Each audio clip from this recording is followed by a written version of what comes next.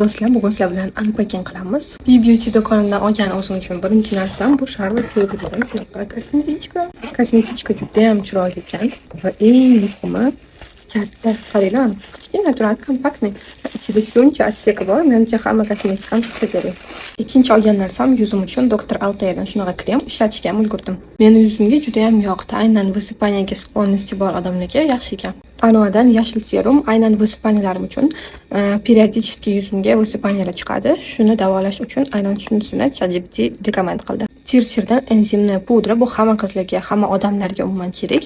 Haftada 3 marta ishlatib, o'lik terini chiqarib tashlash uchun yuzdan. Anovadan toner pad, bu ham problemliroq yuzlar uchun. Meni yuzimga idealniy narsa. Charlotte Tilburydan Flawless Filter. Shunaqa baza pod makiyaj yoki yengil tonalli krem. Tonalli krem emas, tintga o'xshar ekan. Kecha misol uchun o'zini surtdim. Sal yuzim rangini bir xil qilib berdi. Tonalli krem o'rnini egallamaydi, lekin yengil makiyaj uchun ideal.